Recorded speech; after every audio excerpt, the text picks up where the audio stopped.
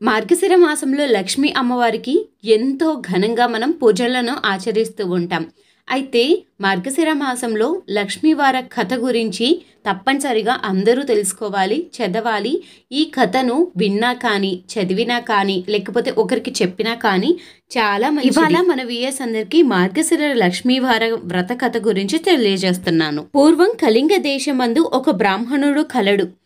అతనికి సుశీల అను ఒక కూతురు కలదు. ఆమెకు చిన్నతనంలోనే తల్లి చనిపోయినందువలన సవతి తల్లి పిల్లలను ఎత్తుకోమని చెప్పుచూ కొంత బెల్లం ఇచ్చేది.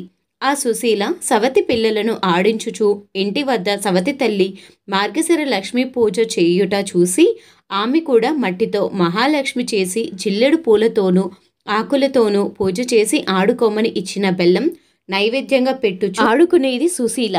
ఇలా కొన్నాళ్లకు సుశీలకు వివాహం అయ్యింది. అత్తవారింటికి పోవుచు తను తయారు చేసుకున్న లక్ష్మీదేవి మట్టి బొమ్మను తీసుకువెళ్ళింది. ఇలా వెళ్ళిన వెంటనే కన్నవారు నిరుపేదలు అయిపోయారు. ఈమె ఇంట మహాధైశ్వర్యం అనుభవిస్తున్నారు. పుట్టింటి వారు కటిక దరిద్రులు అయిన సంగతి తెలుసుకొని సుశీల చాలా బాధపడుతుంది. తల్లి దరిద్రమును భరించలేక కొడుకును పిలిచి, నాయనా, నీ అక్క ఇంటికి వెళ్ళి ఏమైనా డబ్బు తీసుకురామని చెప్పి పంపించెను. సుశీల ఇంటికి తమ్ముడు వెళ్ళి వారి దరిద్రం గురించి చెప్పాడు. దరిద్రమును తెలుసుకున్న ఒక కర్రకు ధోలిపించి దాని నిండా వరహాలు పోసి అతనికి ఇచ్చింది. ఆ చిన్నవాడు కర్రను పట్టుకొని వెళుతూ ఉండగా దారిలో కర్ర వదిలి వెళ్ళిపోయాడు. ఆ కర్ర ఎవరో తీసుకొని వెళ్ళిపోయారు. ఇంటికి వెళ్ళిన కొడుకు తల్లి ఏం తెచ్చావు అని అడుగగా ఏమీ తేలేదు అని చెప్పెను. మన దరిద్రం ఇంతే అని అనుకున్నారు. కొంతకాలం తరువాత సుశీల తమ్ముణ్ణి పరిస్థితిని అడిగి తెలుసుకున్నది. వారి దరిద్రంలో ఎటువంటి మార్పు రాలేదని తెలుసుకుంది. ఒక చెప్పుల జత తెప్పించి వాటిలో వరహాలు పోసి కుట్టించి వాటికి గుడ్డ చుట్టి తమ్మునికి ఇచ్చి అది తీసుకుని వెళ్ళి తండ్రికి ఇమ్మని చెప్పెను. సరే అని తీసుకొని వెళ్ళి మార్గం మధ్యలో దాహం వేసి ఒక చెరువు గట్టును చెప్పుల మూట పెట్టి నీరు తాగి వచ్చేసరికి ఎవరో వాటిని తీసుకుని పోయారు. జరిగిన విషయం తెలుసుకునే తల్లికి చెప్పాడు.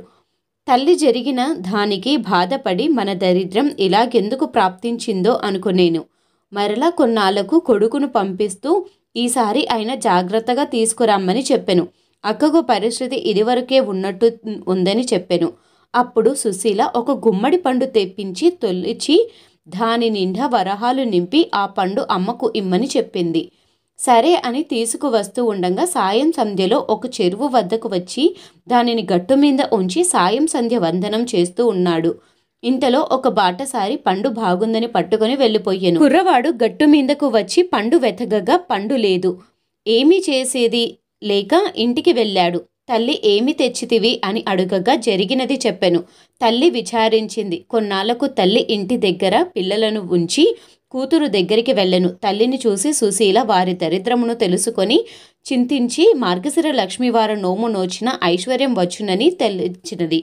అమ్మ, ఈరోజు మార్గశిర లక్ష్మీవారం, నోటిలో ఏమి వేసుకోకు, మనం వ్రతం చేసుకుందాం అని చెప్పెను. ఆమె కూడా అలాగే, నేనేమైనా చిన్నదానినా, ఎందుకు తింటాను అని చెప్పి పిల్లలిద్దరికీ అన్నాన్ని కట్టిస్తూ నోటిలో ఒక ముద్ద వేసుకుంది. కూతురు వచ్చి, అమ్మ స్నానం చెయ్యు, మనం వ్రతం చేసుకుందాం అని. అప్పుడు జరిగినది తల్లి చెప్పినది. ఆ వారం కూతురు మాత్రమే చేసుకున్నది. రెండవ వారం వ్రతం చేసుకుందాం అనుకున్నది. అప్పుడు పిల్లలకు తలకి నూనె రాస్తూ తనను కూడా రాసేసుకుంది. ఆ వారం కూడా వ్రతం చెయ్యటానికి వీలు లేకపోయింది. మరుసటి వారం అమ్మ ఈసారైనా జాగ్రత్తగా ఉండమని చెప్పింది. పిల్లలకు తల దువ్వుతూ ఆమె తల దువ్వుకొని వ్రతం చేయలేకపోయింది. కూతురు మాత్రమే చేసుకున్నది. 4వ వారము ఈసారి అయినా చాలా జాగ్రత్తగా ఉండమని చెప్పి సుశీల తల్లి ఈ పని చెయ్యకుండా ఉండటానికి ఒక గోతిలో కూర్చోబెట్టింది.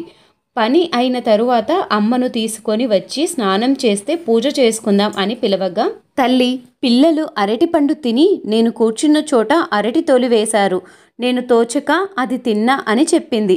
అయ్యో అని తలచి కూతురు పూజ చేసుకొని 5వ వారం మార్గశిర లక్ష్మీవార వ్రతం ఆఖరి వారం. అప్పుడు సుశీల తల్లిని తల కొంగుకు కట్టుకొని పని పూర్తి చేసుకొని తల్లిచే స్నానం చేయించి వ్రతం చేయించింది. పూర్ణ కుడుములు తల్లిచే నైవేద్యం పెట్టించింది. కానీ మహాలక్ష్మి దూరంగా వెళ్ళిపోయినది. ఏమి అమ్మా అలా వెళ్ళిపోతున్నావు అని అడుగగా, నీ చిన్నతనంలో నువ్వు బొమ్మలతో ఆడుకుంటే మీ అమ్మ చీపురుతో కొట్టింది అందుకే అని చెప్పింది. అప్పుడు తన తల్లి చేసిన దానిని క్షమించమని ప్రార్థించింది.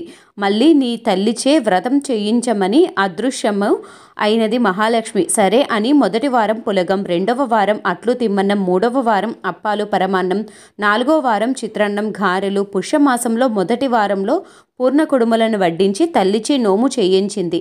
కథ అక్షింతలు తల మీద వేసుకున్నారు. అప్పటి నుండి ఆమెకు సకల సంపదలు కలిగి అత్యమంధను విష్ణులోకానికి వెళ్ళెను. కథలోపమైనను వ్రతలోపం కారాదు, భక్తి లోపమైనను ఫలము తప్పదు.